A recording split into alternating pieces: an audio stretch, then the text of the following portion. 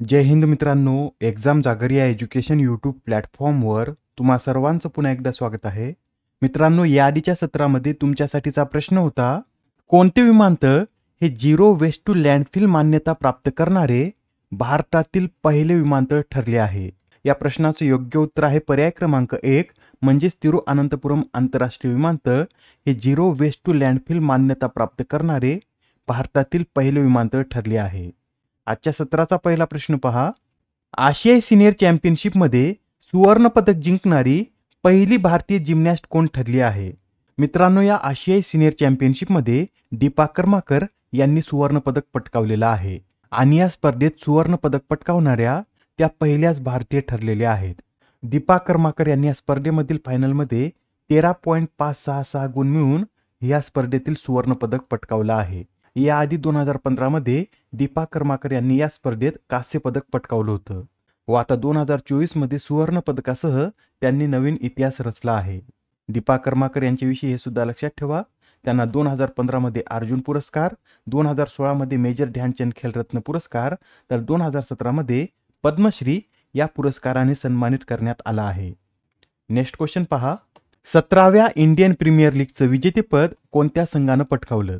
तर मित्रांनो, आता IPLच्या 17व्या हंगामाचं विजेतेपद कोलकाता नाईट रायडर्स या संघानं पटकावलं आहे. कोलकाता नाईट रायडर्सने अंतिम सामन्यात सनरायझर्स हैदराबादला 8 गडी राखून पराभूत करून या स्पर्धेचं तिसऱ्यांदा विजेतेपद पटकावलं आहे. याआधी कोलकाता नाईट रायडर्सने 2012 आणि 2014 मध्ये सुद्धा या स्पर्धेचं विजेतेपद पटकावलं होतं.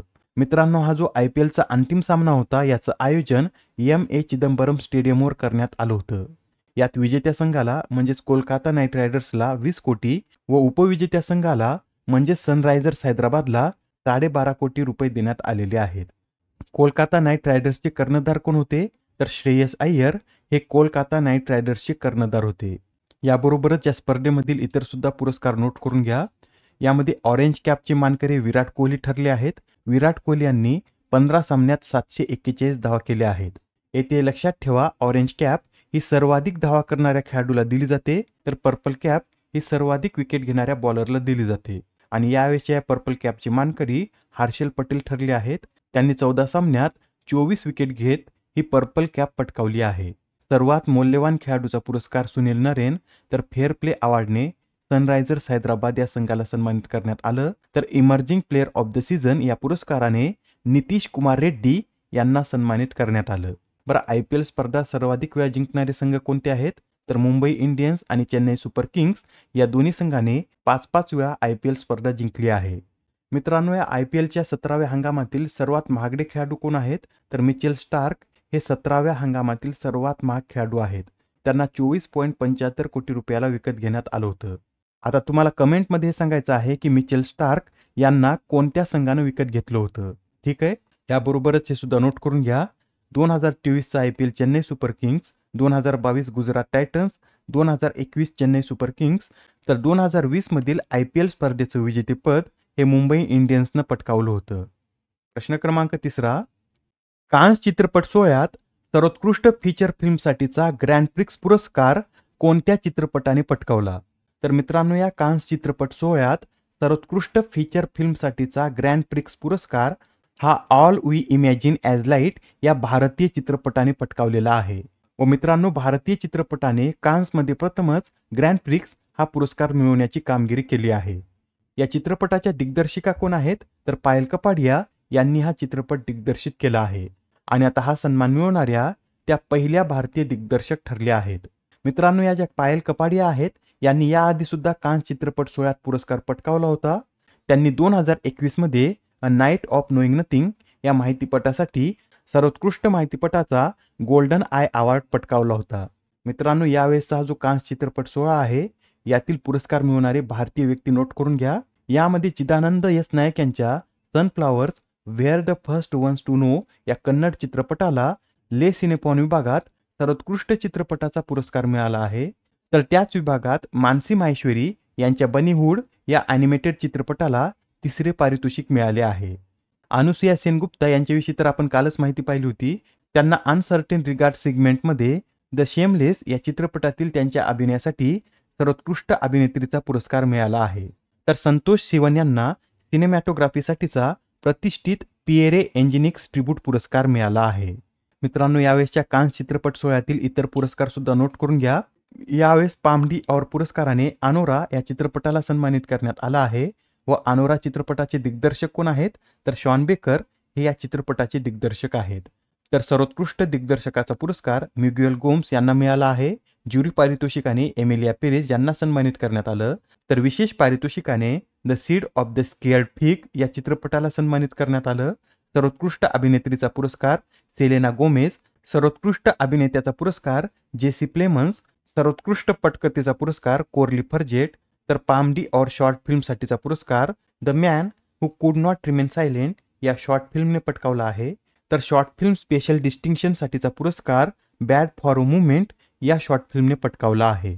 नेक्स्ट क्वेश्चन पहा. मलेशिया मास्टर्स स्पर्धेचं विजेतेपद कोणी पटकावले? तर या मलेशिया मास्टर्स स्पर्धेचं विजेतेपद चीनच्या वांगजी यांनी पटकावलेलं आहे.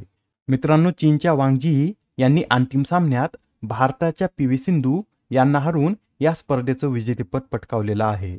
या स्पर्धेमधील पुरुष एकेरीचं विजेतेपद कोणी पटकावलं तर व्ही एक्सेलसेन यांनी या स्पर्धेमधील पुरुष एकेरीचं विजेतेपद पटकावलेलं आहे.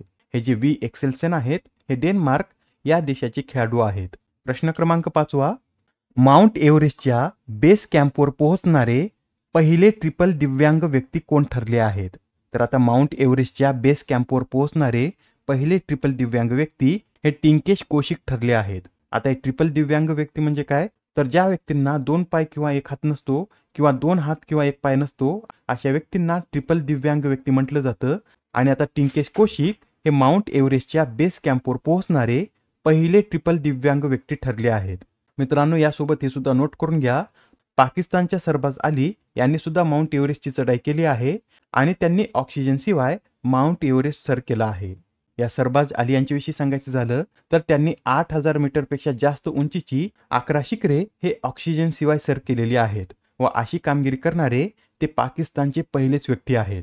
याआधी आपण हे सुद्धा पाहिलेलं आहे की नेपाळमधून माउंट एव्हरेस्ट सर करणारी सर्वात तरुण भारतीय गिर्यारोहक ही काम्या कार्तिकेयन ठरली आहे. माउंट एव्हरेस्ट सर करणारी सर्वात वयस्कर भारतीय ही ज्योती रात्रे ठरली आहे. 30 वेळा माउंट एव्हरेस्ट सर करण्याचा विक्रम हा कामिरिता यांनी केला आहे. आणि माउंट एव्हरेस्ट सर करणारी जगातील पहिली दिव्यांग व्यक्ती कोण असं जर विचारलं तर अरुणिमा सिन्हा या माउंट एव्हरेस्ट सर करणाऱ्या जगातील पहिल्या दिव्यांग व्यक्ती आहेत. या माउंट एव्हरेस्टची एकूण उंची किती आहे तर 8848.86 मीटर इतकी या माउंट एव्हरेस्टची उंची आहे.